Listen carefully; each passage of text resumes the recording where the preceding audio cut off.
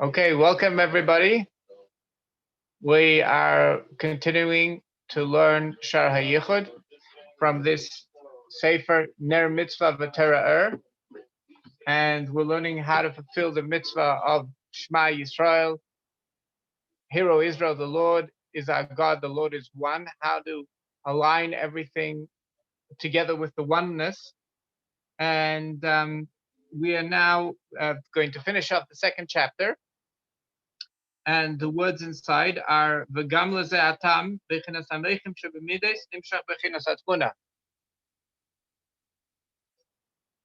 So what we were speaking about last week, that there's a thing called meichin shebemides, that there's intellect in the emotions, and the intellect that triggers the emotions needs to be very simple in order for it to be fast enough. In other words, intellect itself does not directly trigger emotions. It builds a trigger, and then the trigger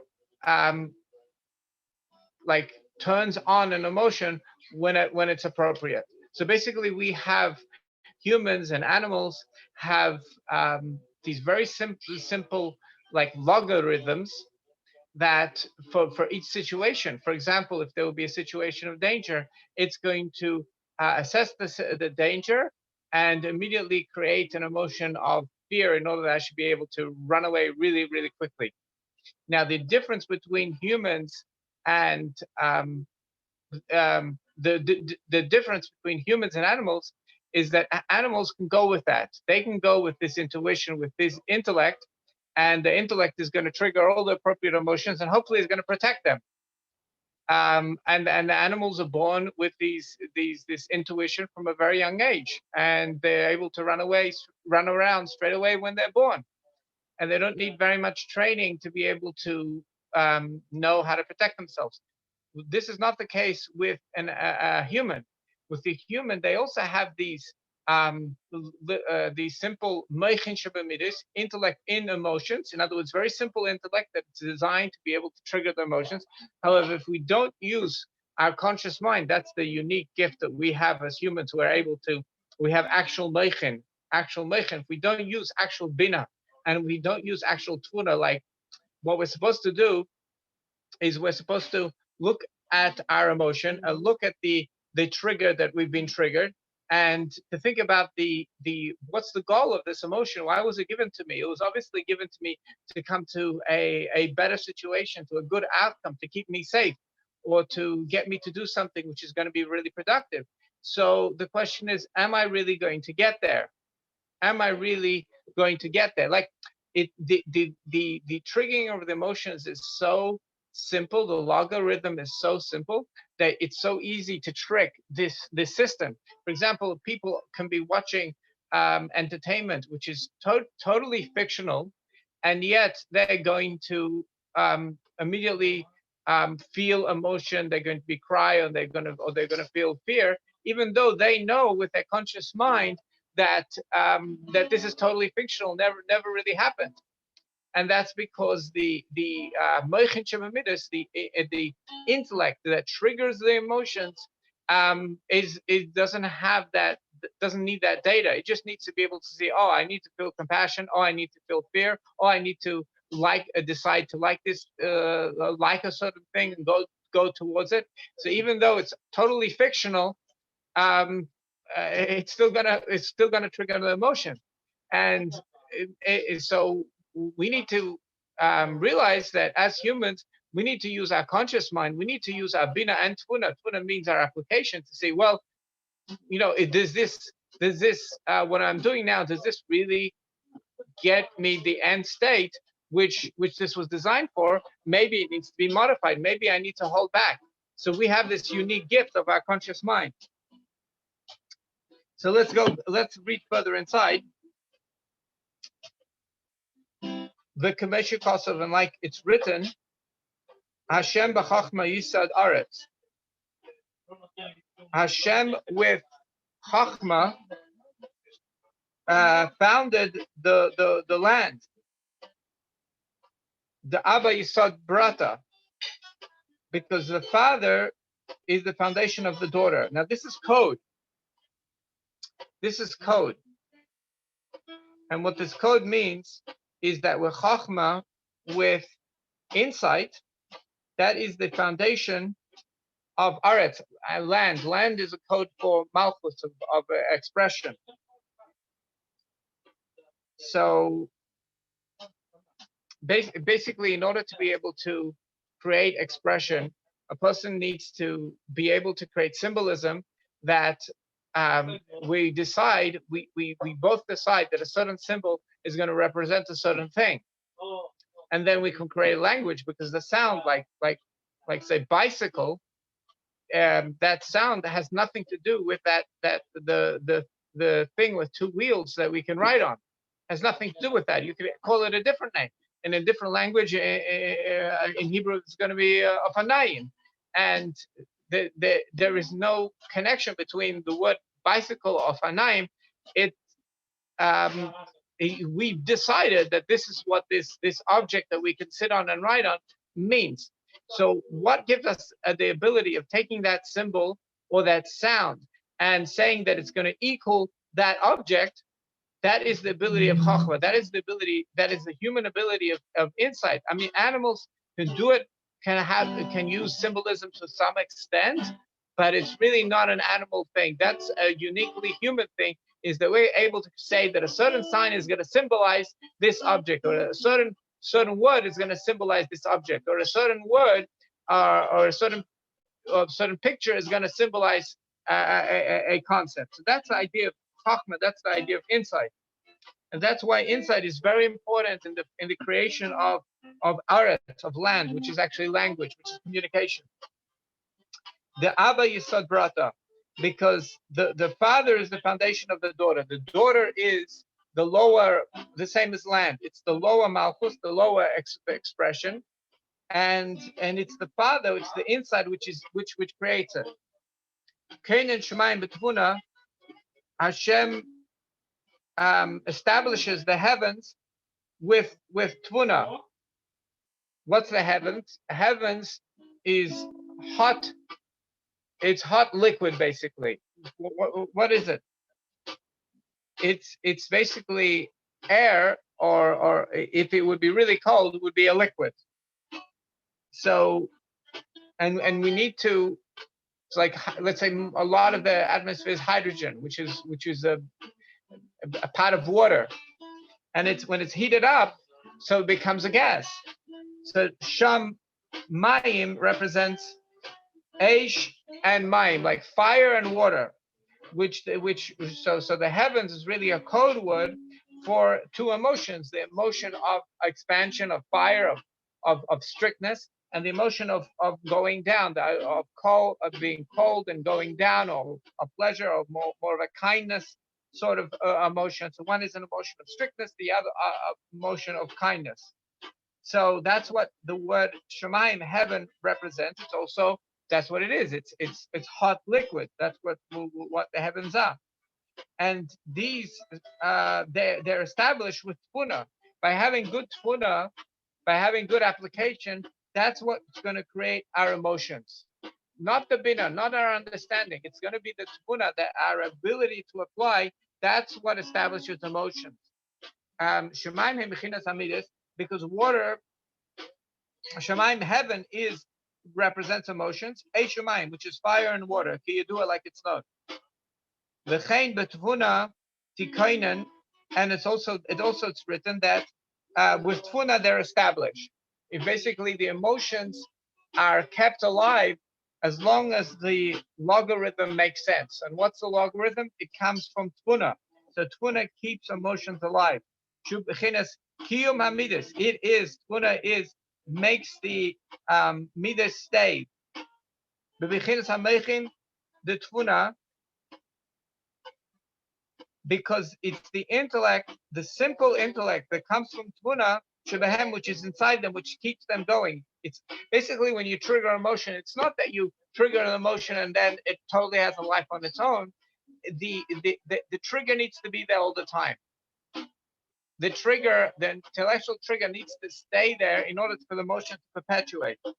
He hatvuna k'mei mamutza lahavi meichin bebechinas midas, because tvuna, the function of tvuna is that it's an intermediary to bring the intellect into the emotions, the bina of the emotions, the bina. There's already emotions in intellect. There is the concept, the comprehension itself already has the idea of motion going towards or away something. So emotions already exist in comprehension. However, they don't actually trigger the emotions, and the tuna actually brings the comprehension of the mind and actually creates a mechanism to trigger emotions in emotions that are actually felt in the heart. And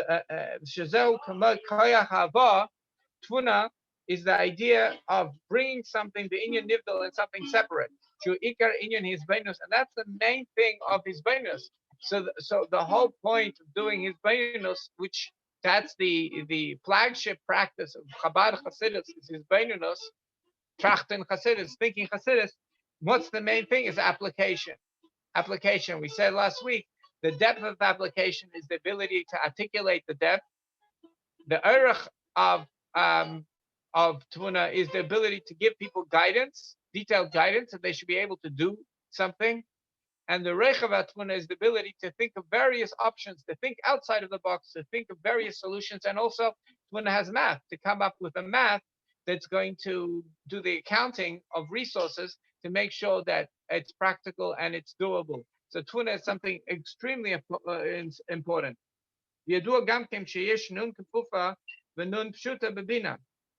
And it's known that when we write the word lisbainen, to reflect in Hebrew, there is a folded nun in there, regular folded nun, and an outstretched nun, which is the end letter nun, because nun, when it goes at the end of a word, it's written outstretched, and this represents different ways. This the folded nun basically looks like brackets. It's like when we're making a design of a certain size of something. So we draw like brackets. So that means it's like everything within this bracket. That's what I mean. So that's what a nun is shaped. The nun pshuta, and a long nun is the idea of bringing things down, of transportation, of transporting, of articulating an idea, which is the idea of orach, the length of bina. And it's encoded in the word lisbainen, or in bina, liyes nun kafuf. Also, when you write the word nun, when you fully spell out the letter nun, how do you spell nun? You spell it nun, vav, and long nun. So in every nun, there's also a long nun there. The ability of articulation, of transporting an idea, is hidden in the idea of nun, of bina.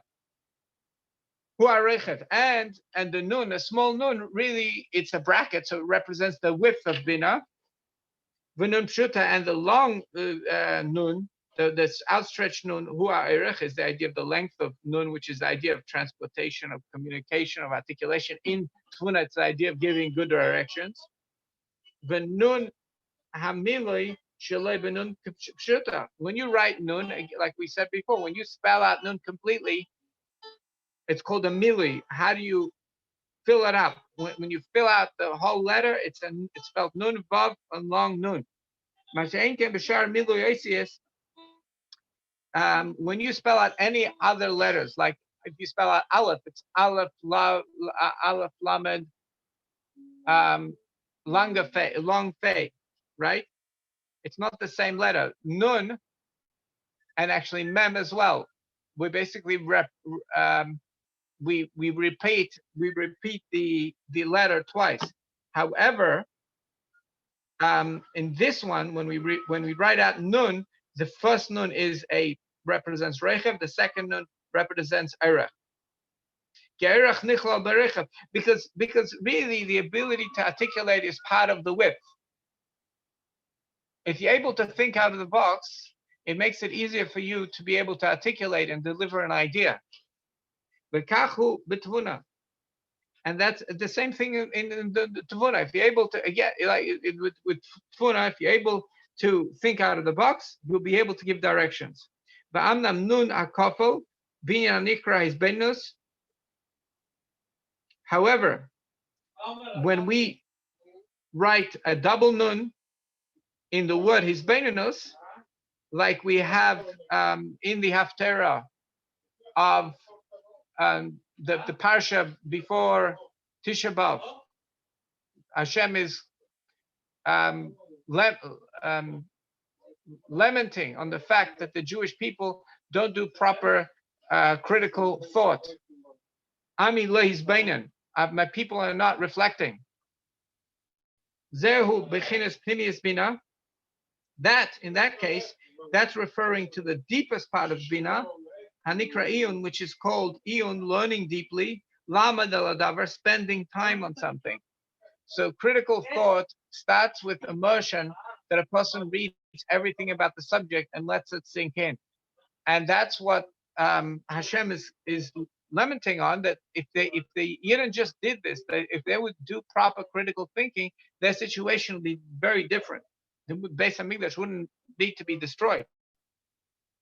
Shenikra bina shebabina, and the behavior that we start with in the practice of Chabad Hasidus is bina inside bina, hu memutze ben bina tfuna. It is an intermediary between bina and tfuna. In other words, how do we get from bina to tfuna? Well, we need to do reflection. We need to do his beninus alidei nun pshuta shemachmasa nikra his beninus.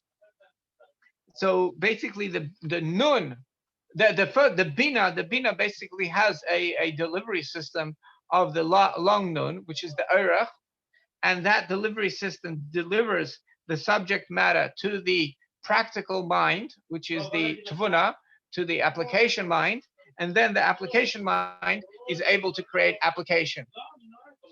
So that's this 2 chapters that we studied describe how the entire intellectual system works.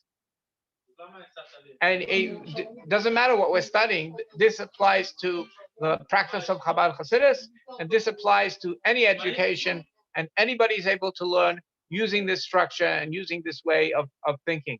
But what we're going to do now is how can you experience using this? How is it possible to experience the divine? So is it possible that we go to later on the right side, there's Kved Kedushas Admor. If we press that, we're going to get Hayem Yem.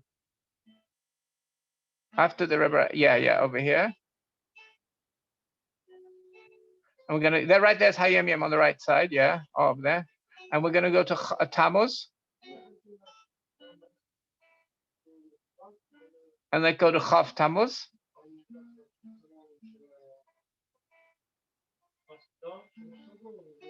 Okay, so now we're going to have 3 steps how we can experience the divine. Now, the truth is the people experience the divine, but it's not predictable, and you can't replicate it. You cannot predictively replicate an experience of the divine, authentic experience of the divine. However, in this Hayom Yom, he says there is a method, which is the Chabad method, of making an authentic replication of the divine using 3 steps. So let's read through it, and then we're going to analyze it of what are these 3 steps. And now that we're educated on how to think in the different parts of the mind and the different, now we can understand a little bit of what these 3 steps are asking us to do. So we can actually have tefuna, we can have application. Now, this is something that's not foreign to us anymore. So shloisha mina hisbenus. There are 3 types of hisbenus. Hey, there. Aleph, the first one, hisbenus limudis. This is a hisbenus, which is learning. That's what we just mentioned now. That's the gateway, the entryway. After you understand the concept clearly, a person is then does reflection in the Eimek Anya. Now, what that means is that what I understand is that there's various this Chassidus brings various different metaphor, physical metaphor for the divine concepts, and we start comparing the metaphors to each other. Well, how are they similar and how are they different? When we ask those questions, we start to getting the Oimek Ha'inyan Hahu. We start getting the depth. It's similar if you're learning Jewish law, you try to compare the laws to each other. How is this law different from that law? What is the whole concept over here? How are they same? How are they different? In any study, that's going to be the question. How do we compare these two things? So that's reflecting on the Oimek Ha'inyan. And there's going to be nuances. There's going to be little details in the depth of the idea. So once we get the core concept, we want to get the details so we can actually apply it. So when we're doing this, then the concepts start to shine in your mind because you know the point. You know now instead of being a lot of information, it becomes much less information because the point covers a larger amount of information. So and really, it's about surface study helps us to be able to at least have access to the information, so it's not doesn't all have to be on our conscious mind. We can store some information and bring it up onto our conscious table, our conscious mind when we need it, in order to get a more of an advanced analysis. So that's the first stage, and you can do this with a partner when you're studying together. We ask the question, what's the difference between here and here? What's the difference between what he said before and what he's saying now? So that is building the core concept, and eventually, you're getting it. Okay, that's the first stage. This is during learning. Base. What's the second stage? This is a second stage in having a divine experience. Is before davening. Inyana hergesh chayesa inyan. The goal is to experience the energy, the life in the concept shalama that a person learned. V'loy hergesh sichli. The goal is not feeling the intellect. Like we had when we were studying. So now this is now before davening. This is before davening, and you're saying, well, how is this relevant to me? What I just learned, how is it relevant? Obviously, it is relevant because people put enough effort to write it down and to make it available to me. So obviously, it means something, and it's important. But how is it important? How is this guy good? How is this? In what way is it not good? How is this good to me personally? And how is this maybe not good? And how is this good to others? And when we think of it that way, how is this relevant and what difference does it make? We're starting to feel the energy in it. It's the first one is we're being objective. In Aleph, we're being objective. In number 2, we're being subjective. Okay, then 3, Shabbat Tefillah. Okay, this is where we get to experience the divine. It is the reflection that we do in the prayers, because in the words of the prayers is the entire Torah is encoded in these words. So we need to find which words or which one-liner matches what we studied. Usually when we're going to see it in the topic, there's going to be a quote from the prayers, and we know that one-line quote from the prayers encapsulates everything that we've been learning. So who hergesh elikus shabinyan shalamat. You're going to be able to experience the divine in the subject that you learned. So the way it works is this is where the slight distraction of prayers and it distracts the external part of focus, but the internal part of focus is still really, really focused on what you studied before. So now when we revisit it, when we read that one line in davening, and we revisit the concept, and we rapidly summarize it in our mind, if we're going to get a flash of insight, it's going to be then and there. And that flash of insight, not the flash of insight that you had before davening or during learning, that flash of insight during davening is an experience of the divine. And right when that happens, a person needs to ask themselves, well, Tuna application. How do I apply this experience that I just had in something practical? And if you don't know, if you don't have complete tuna, you can at least as a generic thing. Well, after I'm going to davening, I'm going to learn the word of God. I'm going to learn Chumash. I'm going to read Psukim with Rashi. That's I'm going to learn some Torah. That's immediately what you're going to do. Some Torah learning immediately after davening. It's very, very important. And the other thing that we're going to do is we're going to go to work, or we're going to give tzedakah. We're going to do kindness. So we want to be a vessel for godliness in our mind. Our mind becomes a platform of real estate for God's wisdom, because we're learning Torah right after davening, and our hands and our body is going to be the like a body, an instrument for God's kindness, and that's the generic thing to do. Now, there's obviously, if with greater tfuna, there will be greater nuance in how to actually apply this in an effective way. So let's finish reading this. These three are the prongs of a ladder to God, to divinity. Hargasha, of feeling, of experience. Only in the kindness of Hashem, sometimes we experience der Hertman get l'chai. We experience divinity, bli avodah kla, without any work. That happens as a gift, kindness from God. It's not predictable. That's the reason why we can sometimes experience divinity without actually looking for it, is because of the essence which is in the soul, the essence of God which is in the soul. But if we want to, there's a mitzvah to do avodah, to do service, divine service. What is divine service? What is it? Polishing shoes. What is it? It's this. It's this divine service, the mitzvah of the serving God. It's this, doing these three stages. So if we're going to use service, the mitzvah of service, to experience divinity, when you did something for it, these are a must. These three are absolutely imperative. They're absolutely imperative. So now,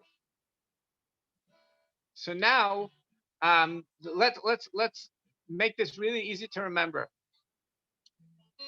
The first stage is what. You ask yourselves what. In number two, we say, so what? So what is subjective. What does this mean to me? So what? Why is this important? Why is this significant? So what? That's number two. And number three, when you experience the divine, then the question is, what now? Or now what? But it's really what now? What now? What am I going to do now to bring this experience of the divine into something practical? And it's going to come with bittul, because you can't. Bittul basically means is you're like a soldier, that you're connecting up with some higher energy which is beyond inspiration. Because if you're working on inspiration, sometimes you're going to have a high, sometimes you're going to have, you're not going to feel so you have such a high, and therefore you're not going to be reliable in your actions.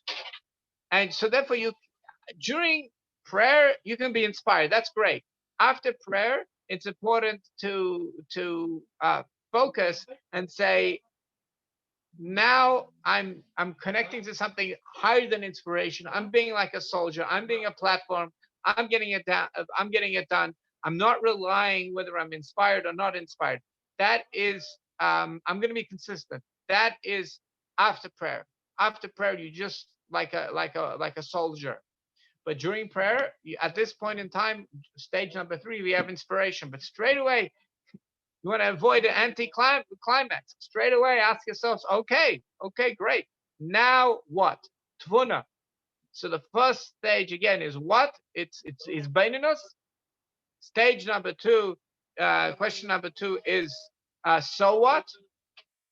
How is this relevant? How is this important? How is this good to me personally? We are changing the intellect a little bit into an emotion. And then stage three, when we revisit the concept that we studied in the one-liner, which contains the entire concept, when we revisit, if we are lucky enough to experience a moment of divine insight, straight away we go to Tavuna and we say to ourselves, okay, what now? What am I going to do? And there's generic things to do. There's always study some Torah right after davening.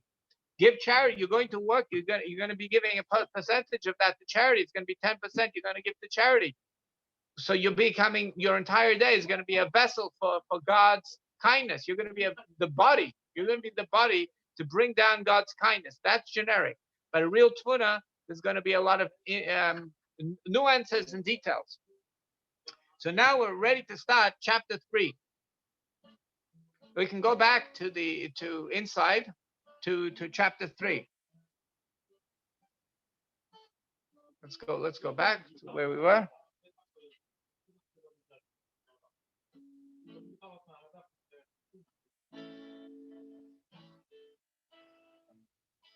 Okay, Gimel. Now it's the first time we're gonna visit everything that we learned, and now we're gonna apply it to the practice of Chasidus Chabad, of studying the soul of the Torah. What do we do with all of this? Now, with all this that we've learned till now, we can understand how reflection, in comprehending divinity,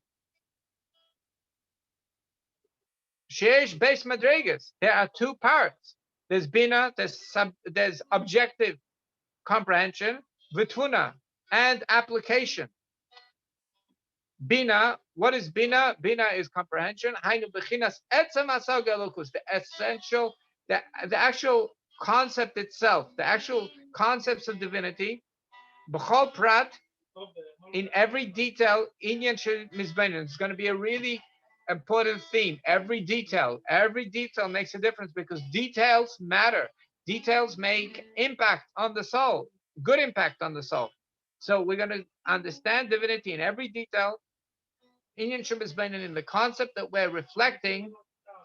Eichu, we want to know exactly how it is. Umahu, and what it is. We want to get as concrete as possible. And you sit on it with great, you look into it very much. In all its details, in all its parts, canal. Now we're going to give you an examples. Generally, in Chassidus, in the study of divinity, there are three subjects. There is how God fills the world.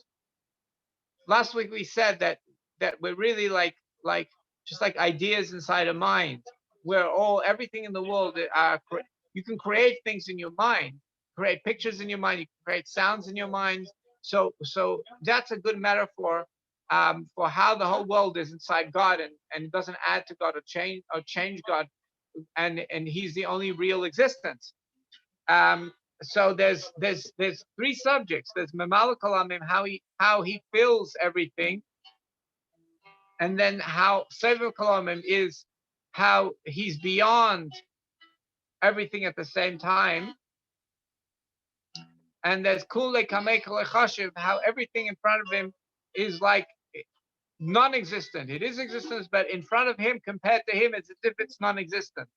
These are the three subjects. So the first subject that we studied, the most comprehensible subject, is Memalek Olamim, how he fills the entire world. Shehu Hitzavos Yesh Ma'ayin, Hanikra Kayach Apel Eliki Benifal. We are studying how the Yesh Ma'ayin is how the concrete comes from the abstract. And that's how the world is created. The world is created that something concrete, matter, comes from the abstract. It's like matter is energy. Matter comes from the energy. Hanikra Kaya Chapel. So in the study of Memalek Olamim, how he fills all the worlds, we're studying how matter comes from energy, how the concrete comes from abstract. Hanikra Kaya Chapel. Another word for it is called the power of of doing. It's force. Koyach hapel, the power, the potential force that is actually being active. Apel means it's active. So it's an active potential force, heliki, which is divine, benifel, in what is being brought into existence. So pile is the force which is making impact, and nifal is the receiving of that impact to create a matter and the shape of the matter. Hu b'chinas shem Adam, or Shem Elokim. Hu b'chinas shem Adam or Shem Elokim. 1 second, something in my text I don't understand. Shem Adam or Shem Elokim. Oh, sorry, it's a mistake. I have a mistake. It's Shem in your version on the computer. It's correct. Shem Adnai or Shem Elokim. So now Shem Adnai is the name of God, and it means, and I'm saying it a little differently because we're not allowed to say the good name of God in the regular way.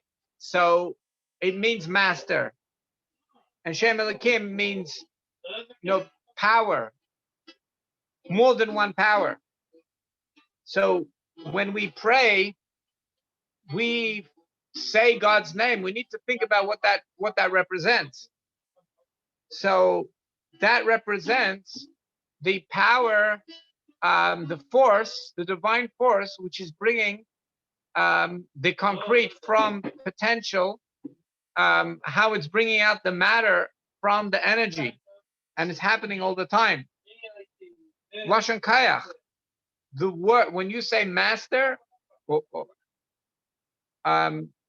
Lord, or Shem Elokim, the Almighty, right? It means might. Kayach. Kayach means might, potential power. Can you do it like it's known? Hine yesh beze kama chalake pratis befane hachtenis enyan ache asher yusag techtech enyan. Now, this concept is going to have many different parts. Like the word pratim is like the English word parts. It's going to have divisions and parts, and it's going to have the external parts until you understand the internal part. So first we're going to learn the presentation, how this concept of creation manifests itself, and then we're going to understand the engine behind creation. Hazeh bepnimius ha'atzmius, in the internal essence, how it works essentially. Now, when we're studying nature, it's a different intent. We're making an observation of nature in order to understand the engines or the rules behind the nature, and then we can create something useful from humanity. That will be the goal of observation of nature. Over here, we're taking something that was passed down from Moses. At first, it wasn't publicly passed down, but after the Arizal, it became more public. It's been passed down, teacher to student, from Moses. And the goal of it is not to create useful things for people. The goal of what we're doing is to experience the divine, in order that that experience of the divine will bring out our essence, and we will become better people. We'll be able to see the divine. So the goal over here is to be able to see the divine, because God wants us to. He wants us to work to be able to see the divine. This is a mitzvah. That's what we're trying to do. It's different than the goal of observation of nature. So these information that we're getting over here was passed down. It's different. It did not come from observation. Now, the core concept of how concrete comes from the abstract, even though we can't fully understand it, but that's the engine of that idea is the Oimek HaMustag, is the depth of the what's comprehensible canal, like we mentioned in previous chapters. This practice of Eon, of looking deeply, of doing his benus, of doing reflection, of trachten chasidus, thinking chasidus, it is a tool. It is a tool to get to we want to get to the engine. We want to get to the depth.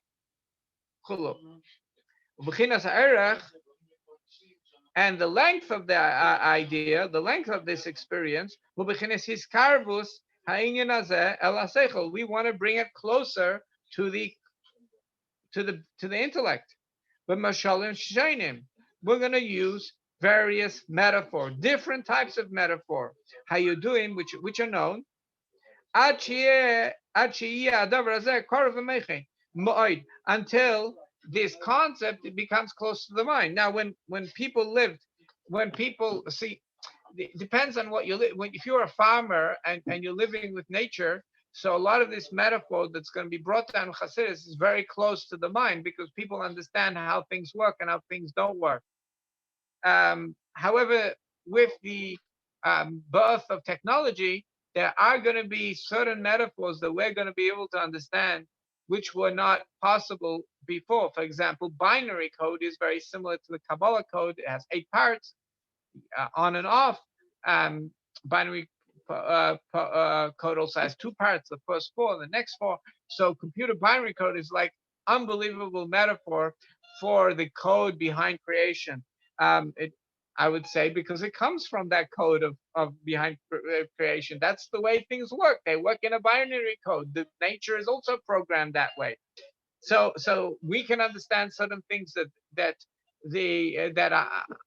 200 years ago, it was harder for them to understand. They didn't have the metaphor, but we also need to connect with nature, in order to understand some of these metaphors. Blush in Yiddish, like it says in Yiddish, araple gelozen zeir, to bring down, to lozen is to leave over, to arab means to go down. So arab gelozen, to bring down zeir very much, dem seichel, the intellect, to zich, to oneself. It's important that a person relates to the metaphor in order that the intellect can grasp it, so we can have the divine experience. Belavush hakshama, it needs to be a very concrete metaphor. It needs to, in other words, there's an idea, and the metaphor is a carrier of the idea. The carrier of the idea should be a very physical carrier. It should be so physical that even a child should be able to understand the concept canal. So if you are studying Chassidus and you can't explain a metaphor in a way that a child can understand, so it's not close to the mind, and it's not going to make that impact that we're looking for. And what about the width?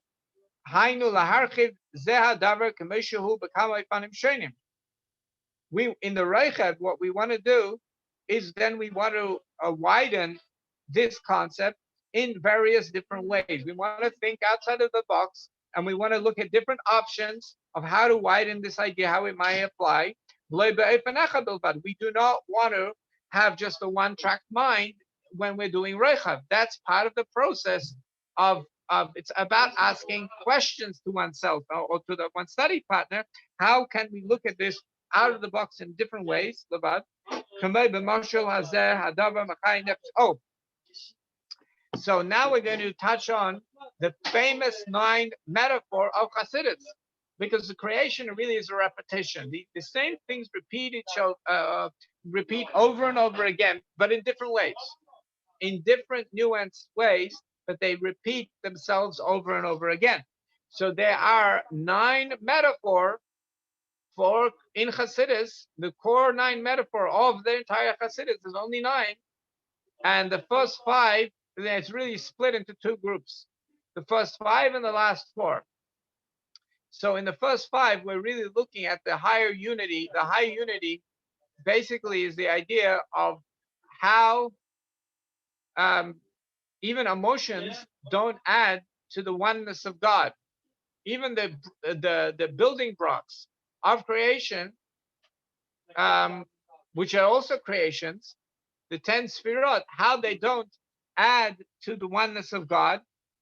And basically what we're looking at in these first 5 mashalim is that there's something here, there's an essence over here, and it's just revealing its potential, like a flintstone. Inside a flintstone, there is the potential for a spark. So there's this essence, we're living inside this essence of God, and we're like this, we're just being brought out from this essence at every second, like a spark at every moment being brought out of the out of the Flintstone. But then there's no storyline, right? There needs to be a flow of a storyline in order that we can say the story of our lives, which is really the story of God.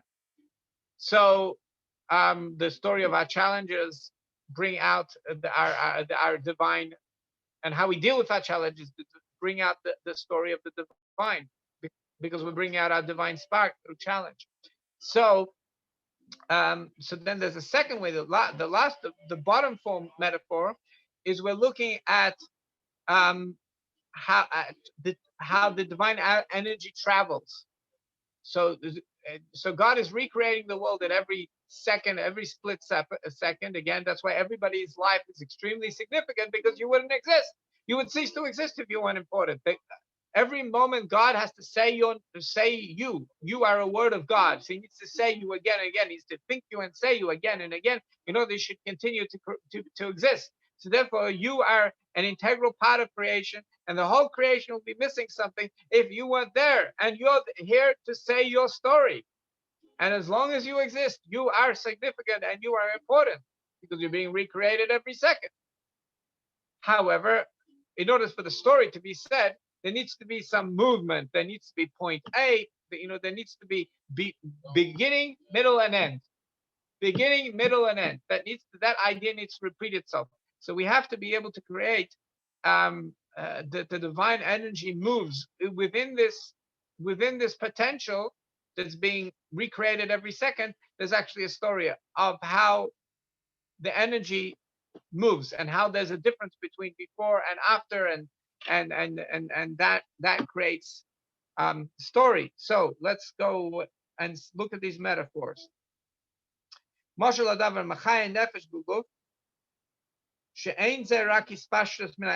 to tackle the first four first. How the soul gives life to the body. In other words, if a person passes away, the soul is not actively giving life to the body. So how does that work? How does that work? How does the soul enliven the body? So it's called a hispashtus min ha'etzem. It's actually spreading from some source. In other words, the soul has some sort of source, and it shines from that source some sort of energy, light, yidua, and that gives life to the body. V'yesh ribu yefanim lima'oid b'hispashtus min ha'etzem. And there are so many different ways some energy can spread itself from an essence. It's like you have a battery, and then from the battery, the electricity moves from the battery to give life to the device. And there's many ways how this can work. And we want to visit a lot of these ways so we can compare them to each other. Now there is the first five ways, the higher way of looking at how creation works. It's called Gilei HaHelam, revealing the concealed. It was always there in potential, and all that's happening in creation is that the hidden is being revealed. So one of the metaphor that's going to be repeated over and again is the potential to move. In other words, when you have a famous baseball player, let's bring it into clothes that hakshama, of very physical clothes that everybody can understand. When you have a famous baseball player, he does pitches throughout his career. So even before he did the first pitch, in potential, all the future pitches were there. He's just revealing what was hidden inside him all the time. So that's the idea of the movement of a living thing. The movement of the living thing is there in potential. So that is a metaphor for how creation, how we can understand one metaphor, how creation happens. It's just a potential. There's this potential something, essence, and we just appear from this potential, just like movement of the human being. appears from our soul. Okay, is another metaphor. Letters of speech, they just appear. We just have this potential. If we could live for a long time, we could just have unlimited words that we can just produce, keep on producing words. They just appear from us. So that is also Gila Helam, revealing something that was there all the time. Is another one. Okay, his chakmus, the ability to comprehend, to come up with an idea. His chakmus, wisdom, coming up with an idea, to come up with an insight. If a person's like is always studying, they can potentially come up with millions of insights. So potentially, person can have unlimited insight, keep on creating. So you understand, just like we can create unlimited words in potential, and we can create unlimited insights. So you understand, God is unlimited. We have this ability because we come from God.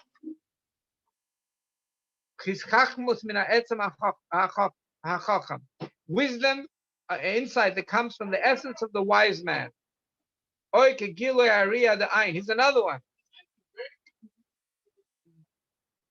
The ability, the ability of seeing of the eye. In other words, what happens is the eye is like a camera, and it takes in the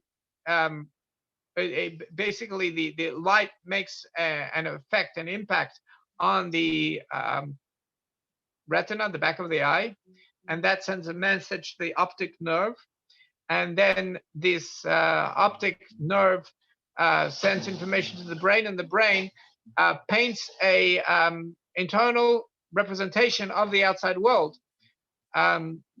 which is hopefully accurate.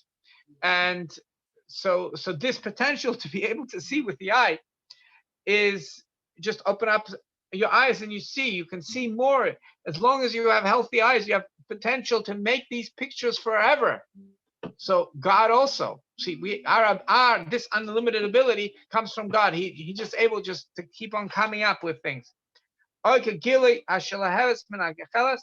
like the revelation of a fire from a coal. The coal is hot.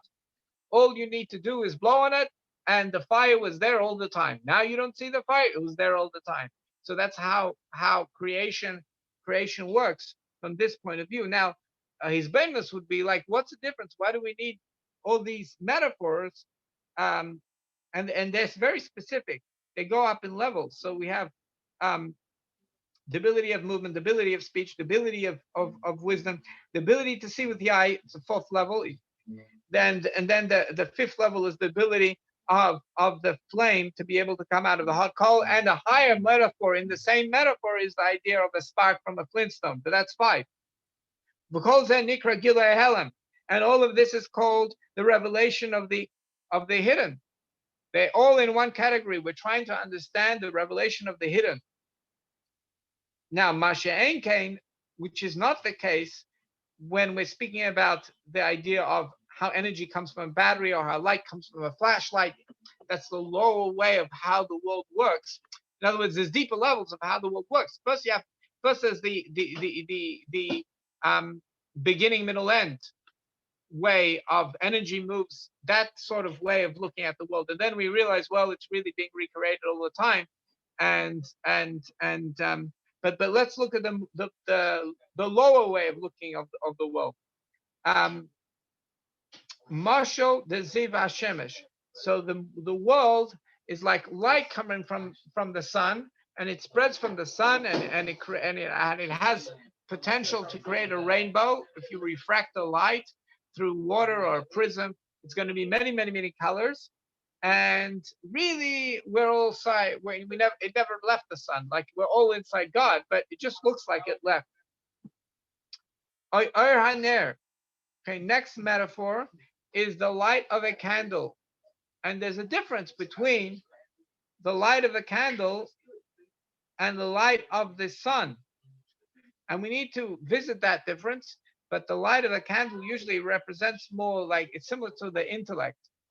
How there's this potential of everybody's minds to come together and to understand something together, and everybody has a little bit of that potential. It's like a candle. There's this everybody can have a little candle, but however, the power of light is really a plasm, and really there's a connection between all light of the world, all candles, all light. There's a really connection between them. We just need to reveal that. So everybody has the power to think and the power to be connected to the divine, and it's really like all one power, and it's a personal light, a person's direction, person's personal light is their mind. And then we have the power of moving things, the power of moving things. Shenikres pashtos. Now he missed one out, and I believe that's the power of the sound, how it moves out from the lungs and it moves out, and that's how we get the full form. Shenikres pashtos. That's how we have form metaphor, and this is called spreading. How it spreads from point A to point B. But kahai gavna and similar metaphors, as they call them, all of these 4 metaphors or 5 metaphors, they're all in the same core idea. Rashan Israchev. We're just widening the different ways they could be.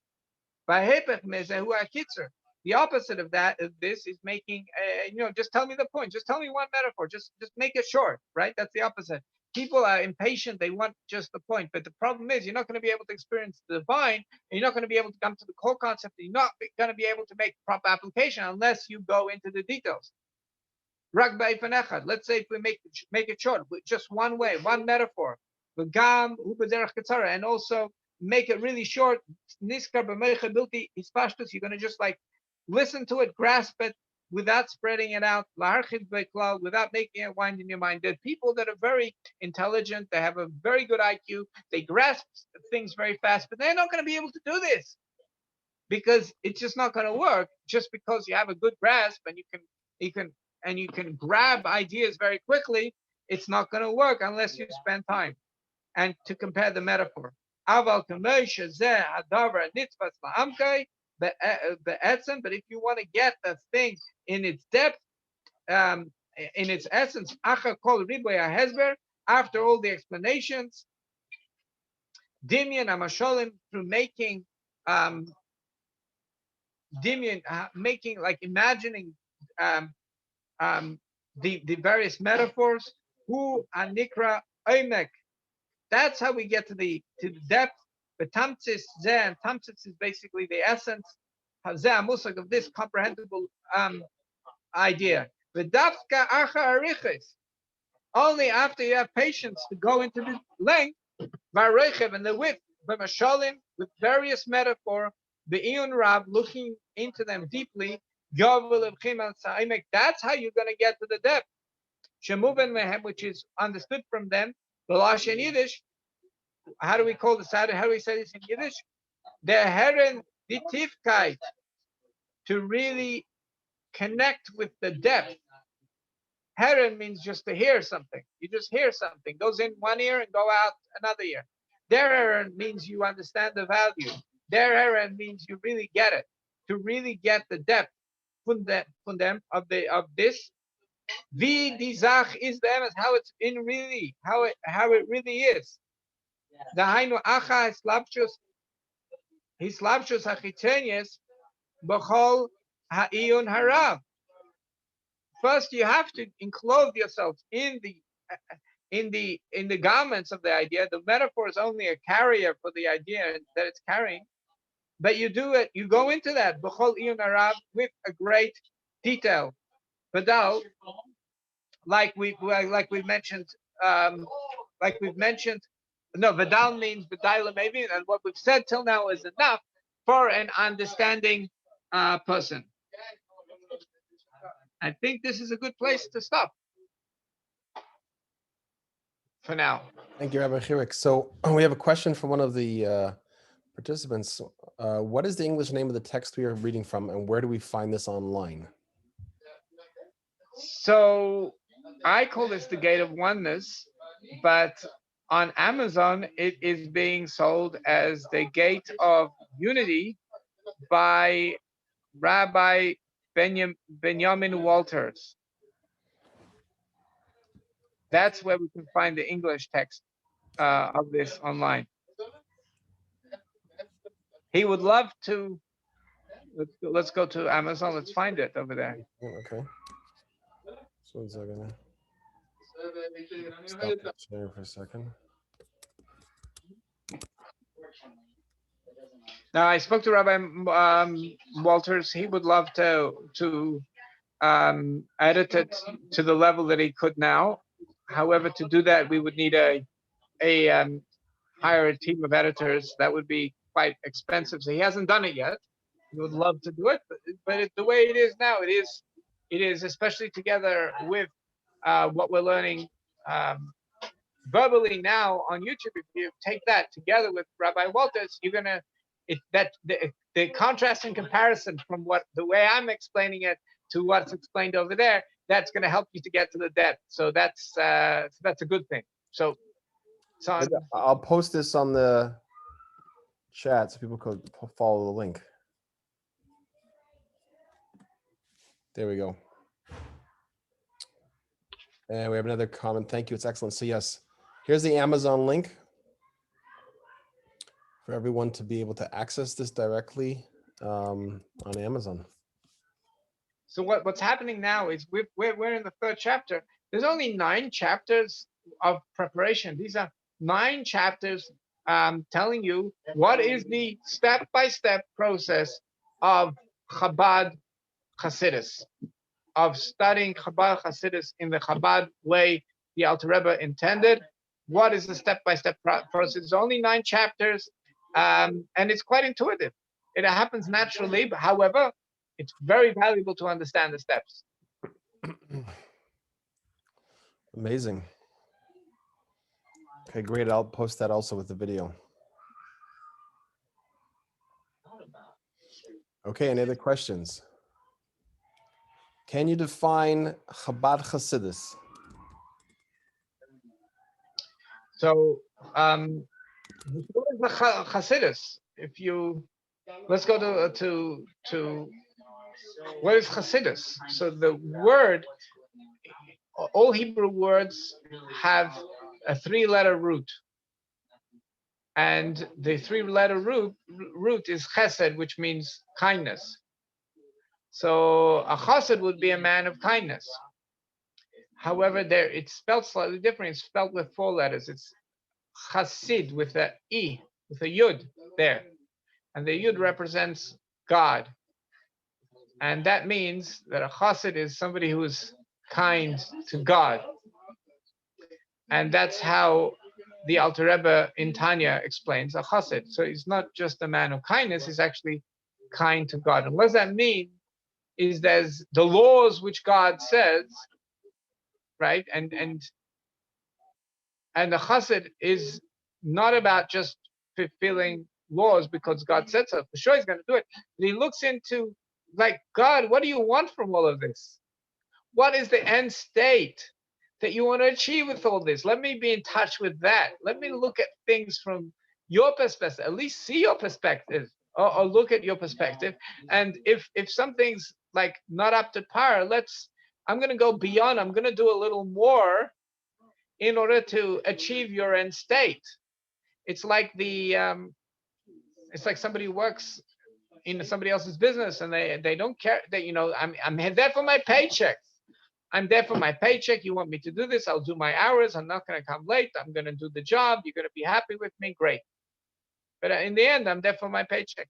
Then there's another person says, we're doing a mission. We're making an impact. We're serving humanity. We're changing the world. We're changing the industry. We're doing something greater. There's a greater vision. So now what happens is that the worker now, he's working. Okay, I need my money. I need a paycheck, but that's not really why I'm working. I'm working for the greater vision. I see the greater vision where the founder of the company wants to achieve, and I believe in that idea. And I want to understand. I'm going to stay a little longer. If we're not achieving the benchmarks that we need to be able to make that impact and to be able to serve humanity, I'm going to stay a little later. I don't have to. I'm not required to. But I'm going to do it because that's what's necessary now. So a chassid is kind to God, means like, okay, I'm going to keep what he says he wants me to do, right? But if I see that it's a little more is necessary, I need to go a little bit beyond the letter of the law voluntarily because I want to. So that's being kind to God. That's what a chassid is. So you have a lot of chassidim, the Baal Shem Tov. Chassid is actually a term mentioned in the Talmud, and that they're in Hayom there's like 5 levels of chassid mentioned in Hayom. We just read Hayom from the 20th of Tammuz. If you search the term chassid in Hayom, you'll find there's like from like various Hayomims together. There's 5 levels of how a chassid behaves on different levels. Now, one of the things that chassid does is they know themselves. They're constantly doing improvement. So the Baal Shem Tov was the father of Hasidus. He started this movement, and then he had 60 students, and there was the Maggid of Mizrich who took over. From him, he had 120 students, and they divided up the entire Europe, and each one of his students would be in charge of a certain area to inspire the people and going beyond the letter of the law. Men of kindness, going beyond the letter of the law. And each one did that. And till today, we see tremendous success in the descendants of the Hasidim. Who they are, I'm not an expert on all the Hasidim. There are people that know exactly how their lineage goes all the way back to the Baal Shem Tov. But I know the Chabad lineage, that the youngest student of the Rebbe, of the Mezritcher Maggid, was the Alter Rebbe, and he got the most difficult area in Europe to deal with. And the way he was different than the other students of the Maggid is the other students of the Maggid says, we're going to do the work, and we're going to study. We're going to study the inner aspects of the Torah, like the Baal Shem Tov taught us. But the people just need to connect to us like a locomotive train. They just need to connect to us, behave like us. Be inspired by us. They don't necessarily need to go into every detail. We'll do it for them. And the Alter Rebbe felt that he can do it. He's going to do it differently, in the way that he's going to make everybody into a mini potential Rebbe, potential leader. He's going to teach everybody what he does, that everybody can do it on their way. Of course, you need him to be able to give you the information. You need to follow his instructions, the same as the regular Adar Hasidus. But on top of that, he's going to give you the formula that he does, that you can do it for yourself also. That's why Chabad means intellect. It's not that you just give over your intellect to the Rebbe. We do that. We give over our intellect to Rebbe, but we actually use it in the formula which he himself would travel. And of course, he did it in a much higher way. We learned about it. We learned about it in the first chapter on how he does it in a much more spectacular way. He goes up to the 9th level. We can't do that. But he's saying, well, do what you can do. Use your intellect. So now we've answered what a chassid is, and now we're starting to answer what Chabad is. So Chabad represents the word chachma, which is insight. You can't get the insight. The only way to get the insight is through the Chabad, the bina, the comprehension. The only way we can get to insight, and there's insight which is a divine experience, and there's insight which is not a divine experience. Today we explained that it needs to be the third form of insight that is actually a divine experience. So we want to get to the divine experience of predictable. You can replicate it. It's predictable. You can teach it to somebody. They can do it as well. It's not a fleeting inspiration. This is something that can be done step by step, and it's going to work. So that is what Chabad is about. We want to get to the divine experience, which is going to become from Chachma. We're going to use comprehension, and Chabad, the is an acronym for Das, which is our focus, mind, which we need the focus in order to be able to come to the core concept and to move from the core concept to the insight. We need the focus. After we've done comprehension, we need focus to be able to bring us up to the insight. And then it's not enough. Right after we have the insight, we need to do tavuna. We need to do application. We need to make this practical. We need to bring it down with all the nuances. So Hasidim, if you'll notice, Hasidim are very careful in how they do mitzvahs. They put a lot of effort in doing mitzvahs in the most beautiful way. Just go visit Williamsburg, go visit Barabar. They put a lot of effort into the presentation. In Chabad, we will put a lot of effort into understanding what the mitzvah is. We're going to beautify the mitzvah itself, and we're going to put a lot of effort into the intent of the mitzvah. So our intellect and our heart are aligned to the deeper intent as much as we can understand with the abilities that we have. So I hope that answers the question. So Chassidus is the study. Now, so what the Chassid is. Now, Chassidus is the study of the soul of the Torah. It is the study of the metaphor which were passed down to us, which were passed down to us through the Rebbeim. In other words, from Moses and Achia Hashiloni and to Baal Shem Tov, to the Maggid, to the Alter Rebbe, and the other Chabad Rebbeim, these metaphors were passed down to us. They did not come from observation of nature, observation of nature is a beautiful thing. But they were passed down from Moses, who heard them from God, these metaphors. And by comparing and contrasting this metaphor, we're going to be able to understand the core concept, which is going to give us an access to a divine insight. And the divine insight is going to give us a little bit of experience of the divine, which that can change us. In other words, when you understand something, you can still behave differently. When you see it, you've transformed. In other words, when you understand something, it doesn't fully align your emotions. Just because you understand, not necessarily do your emotions align. You're not fully aligned. When you see it, even for a second, it can't be any other way. When you have that divine experience, that divine insight, it can't be any other way. Immediately, the emotions of a person align themselves with this experience. So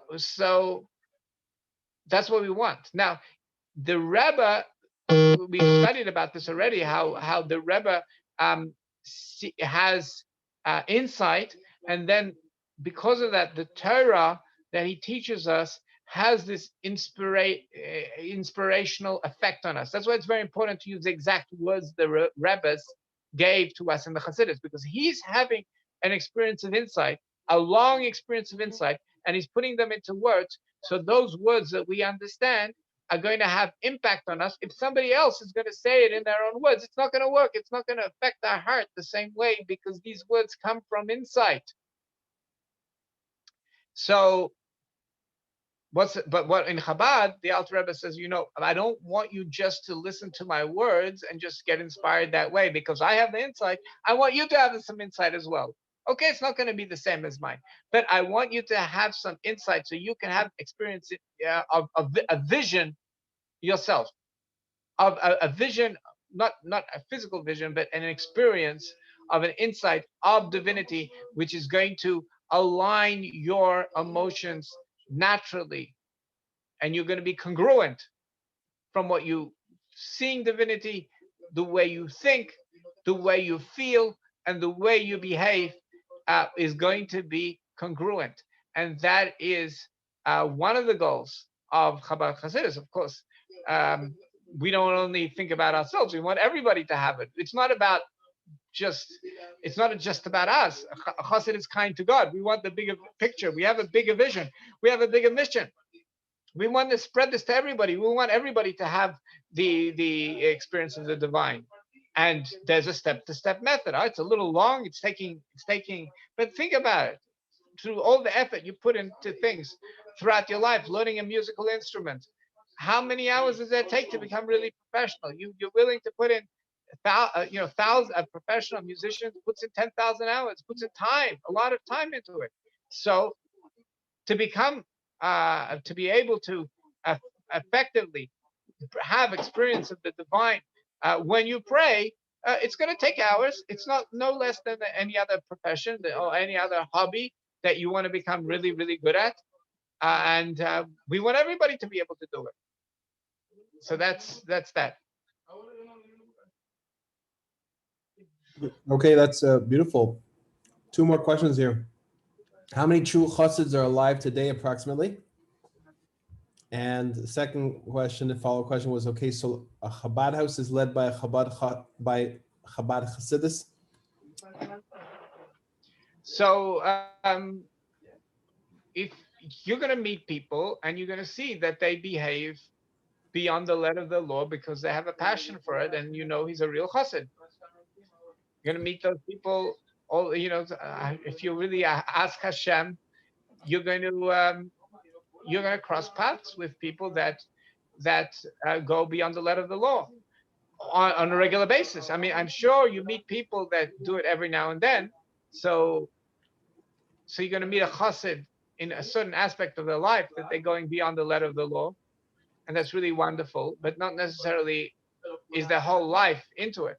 But then you meet a leader of a Chabad house that they're really a chassid. They're really putting effort to go beyond the letter of the law, and they study Chassidus. It's going to happen if a person sits and studies Chassidus and also studies the revealed aspect of Jewish law. So they align themselves, because we don't make decisions according to Chassidus. We make decisions according to the revealed aspect of Jewish law, because that's something that there's a process which is understandable, which is attainable, which anybody can understand. So decisions are made with that system. However, the inspiration is made with the Chassidus system, the inspiration to keep those laws. So you see a person who's studying the Chassidus, he's opening up the Sfarim, and he's doing it regularly. So automatically, he is a Chassid, definitely somebody to learn from. So there would be a lot of Chassidim in the world. Yes, a lot of Chassidim, a lot of even young Chassidim, teenagers. I meet teenagers and I say, oh, these people are real Chassidim. They're trying to go beyond the letter of the law. They're trying to do everything right, but they want to do a little more than that. They're real Chassid. When people ask the Rebbe, like, what should I think about? How do I do his Beinus? The Rebbe said, challenge your Chabad house rabbi.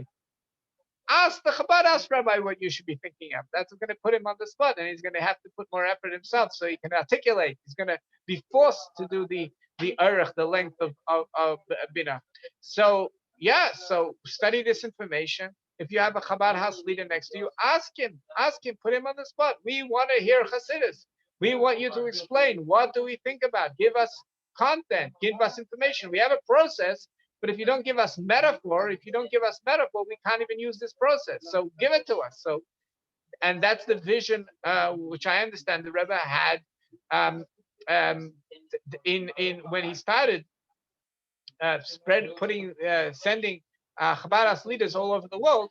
It was more important to him that people study Hasidus than Judaism. They're just spreading Judaism, making kosher available. That's just the beginning. What we really want is people to be able to access their own experience of the divine and implement in an appropriate way. That's really what we want. We want to empower people to be leaders. Yeah. So does that answer the question? Well, that's truly a beautiful answer. Okay. Thank you very much, Rabbi Chirek. We'll pause for the week. So, what? So we'll pause for now and continue next week. We just you started the minhag of just mentioning something to the parsha. I, I was reading from the latest sichas from the Rebbe, and the Rebbe, like we're supposed to live with the parsha. So how do you do that? You have to be able to see a big idea. It's called a remez, a big idea behind the parsha, and then you can then see these big ideas in your day-to-day life. That's living with the parsha. So the Rebbe says in the first line of this week's parsha is a woman conceives and she gives birth, and the Rebbe says that the hint of giving birth really is a hint to the global birth of a age of seeing divinity. In other words, we're learning now the three steps and the nuances of how to learn Hasidus in order to have an experience, a momentary vision of the divine during prayer, which is going to align our emotions automatically, etc., etc. And we're learning the whole process. That process happens as soon as Mashiach comes. It's like a birth. We see the baby. It's like it was covered up, and we see the baby. That's what it is. So we will all immediately be able to experience the divine on that spot. We'll be able to see what we couldn't see, what took us so much effort to be able to see in prayer. That's what's going to happen. So let's go for it. Let's go for the let's look forward to the complete birth, and understand that the world is in a situation, even though we see a lot of signs when we study like reality that things may not be looking good. On the other hand, we need to understand deeply, live with the parsha, that there's really a birth that's going on, and very soon we're going to be able to experience the divine, just like that. Amen. That's beautiful. Okay, thank you for tying in the weekly portion. Thank you, Rabbi. Okay. Take care. Good night, everybody. Good night, everybody.